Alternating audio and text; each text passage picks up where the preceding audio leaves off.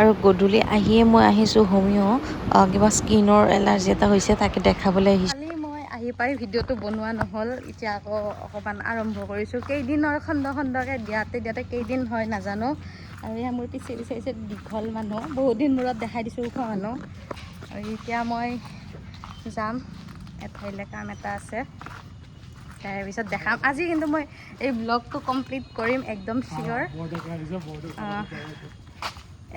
ই মোৰ দাদা ভাইটি বন্ধু, 1 টকা এটা নিছিলে এদিন ধাৰত, তাৰে পিছত 10,000 টকা সুতেই হ'ল। এতিয়া কৈছোঁ মূলটো নালাগে, সুতটো দিবি।